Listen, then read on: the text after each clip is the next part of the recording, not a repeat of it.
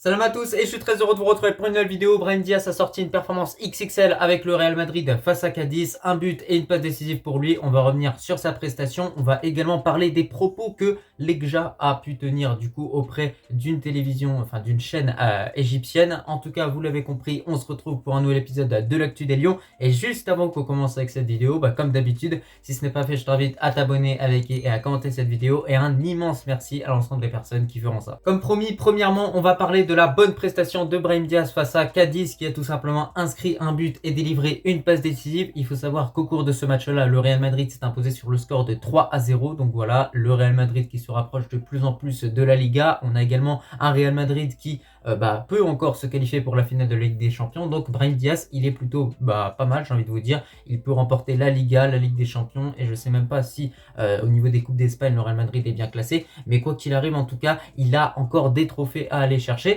De son côté aujourd'hui, j'ai pu un petit peu regarder et analyser sa prestation. Et ce que j'ai vraiment trouvé assez incroyable, c'est le but qu'il a inscrit. Parce que c'est un but où il se retourne et c'est un but où il frappe de loin. Et justement, moi, ce que je lui ai reproché en équipe nationale via mes débriefs face à l'Angola et face à la Mauritanie, c'est pas de frapper de loin justement, c'est de voir un joueur qui veut trop faire des gris-gris, se rapprocher au maximum du but avant de frapper. Moi justement, ce que j'aurais aimé que Brahim Diaz fasse avec le Maroc, c'est frapper de loin. Donc là, c'est vraiment une très bonne nouvelle qu'on voit qu'il marque ce type de but. En tout cas, j'espère que Walid Regragui va pouvoir parler avec lui de cela, va pouvoir lui tout simplement lui dire de frapper de loin parce qu'on voit que c'est un joueur qui possède une superbe frappe. Et on l'a vu justement aujourd'hui avec ce match face à Cadiz. On a vu que c'est un joueur qui, du gauche et du droit, il frappe super bien parce qu'il ne faut pas oublier que c'est un joueur qui possède les deux pieds, il n'a pas de pied faible. Donc voilà, bien évidemment, c'est une très bonne nouvelle que Brahim Diaz soit en forme du côté du Real Madrid. Moi, je le répète encore une fois, je pense que ce joueur-là doit rester au club parce que le Real Madrid, historiquement et même actuellement, est la meilleure équipe du monde, ça c'est clair.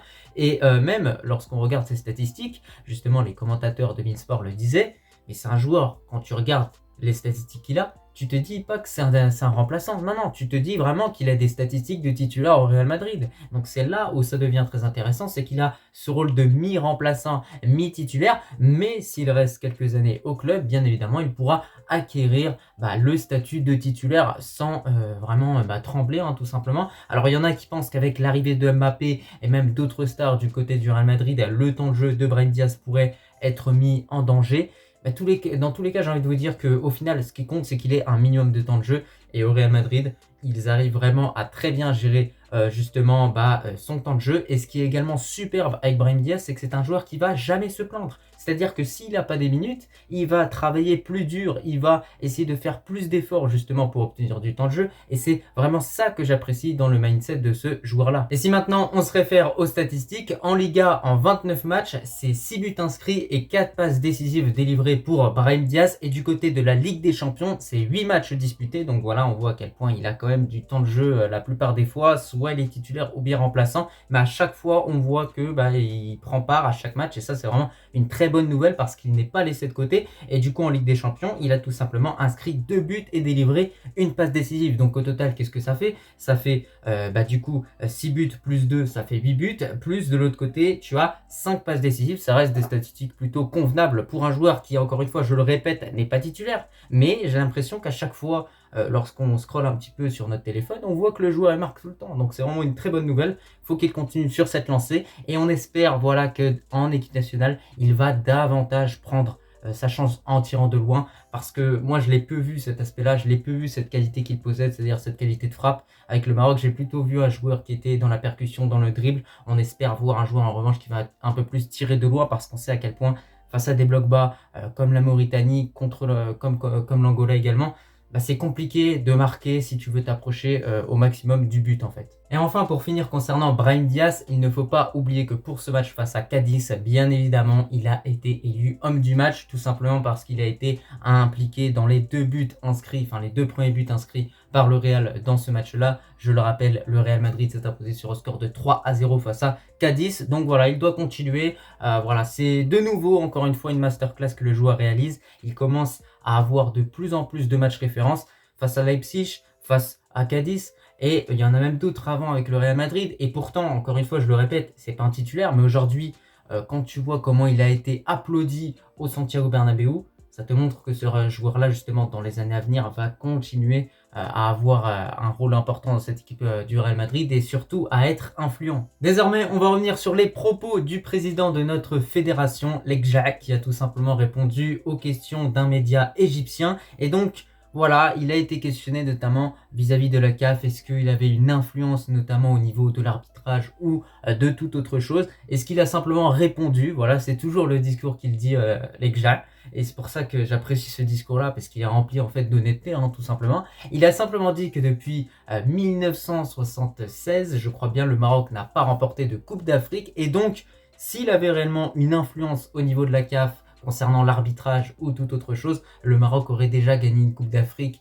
depuis tout ce temps-là. Et moi, je vous le dis honnêtement, durant les dernières Coupes d'Afrique ou même, etc., quand tu remontes dans le temps, le Maroc, il a aussi été victime d'erreurs d'arbitrage au final. Donc, c'est pas cohérent de dire que la CAF est corrompue et est contrôlée par Fouzi Lekja, qui a également ajouté que au niveau du comité d'arbitrage de la CAF, il n'y a aucun représentant marocain. Aucun, c'est-à-dire zéro. Voilà, zéro. Donc, pour tous les Algériens qui nous écoutent, je tiens à le répéter encore une fois, la CAF n'est pas corrompue, Lekja a peut-être de l'influence au niveau de tout ce qui va être organisé les matchs et tout, mais à part ça, au niveau de l'arbitrage, on n'a aucune influence, comme au niveau du comité d'arbitrage de la CAF, il y a zéro Marocain. Donc comment tu veux qu'on ait une influence en réalité? Il a également dit que du côté de Berkane, bien évidemment, s'il avait une influence au niveau des instances du football africain concernant l'arbitrage, et cette équipe de Berkane aurait déjà remporté à plusieurs reprises des Coupes d'Afrique, ce qui n'est pas forcément le cas. Ils ont seulement remporté une Coupe d'Afrique des Confédérations, c'était totalement mérité, avec un parcours assez épique. Bon, je ne vais pas vous donner tous les éléments de réponse que notre président de fédération a donné à nos voisins. J'invite tous ceux qui sont intéressés par cela à se rendre tout simplement sur internet, à taper Lekja interview et vous tomberez sur le script, sur vraiment tout ce qu'il a pu dire en détail. Mais maintenant, on va s'intéresser à ce qu'il a pu dire concernant Vaïd, parce que ça m'a beaucoup intéressé. Et ce qu'il a dit, c'est que 3 mois avant la Coupe du Monde, du coup, lorsque Vaïd était encore le sélectionneur de notre équipe nationale, l'équipe n'était pas réellement saine. On avait peut-être une atmosphère positive qui était absente. On avait des craintes, on avait une défense qui était bancale. Enfin bref, il y avait plusieurs problèmes dans cette équipe marocaine. Et pourquoi il a pris la décision audacieuse de nommer Walid Regragui en tant qu'entraîneur de l'équipe nationale? C'est tout simplement parce que Walid Regragui a su incarner une atmosphère positive, une atmosphère où l'entraîneur est plus proche des joueurs, un entraîneur qui comprend les besoins des joueurs et qui leur apporte des solutions. Et c'est ce qu'a fait Walid Regragui en très peu de temps. Il a réussi à amener le Maroc à un niveau juste exceptionnel et on ne s'en rend pas compte encore une fois. Il est arrivé en août, en novembre-décembre, le Maroc, ils étaient en demi-finale de la Coupe du Monde. Franchement, c'est juste exceptionnel, c'est inoubliable. Vraiment, quand on y repense tous les jours qu'on a été en demi-finale d'une Coupe du Monde, on ne peut que être fier de notre beau pays, clairement. Donc voilà, concernant Vaïd, c'est ce qu'il a un petit peu dit dans l'ensemble.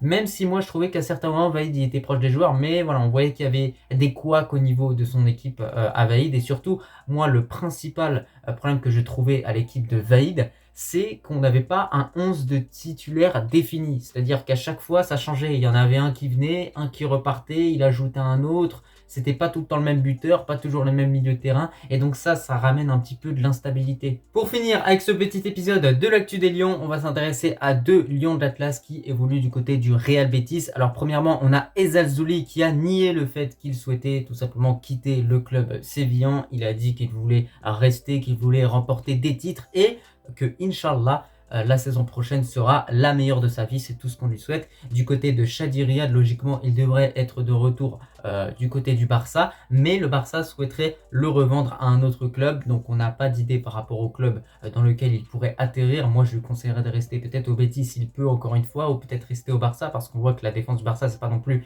incroyable. En tout cas, c'est un petit peu tout concernant cette vidéo. J'espère qu'elle t'a plu. Moi, je te remercie si tu l'as regardée dans son entièreté, et je te dis tout simplement à la prochaine.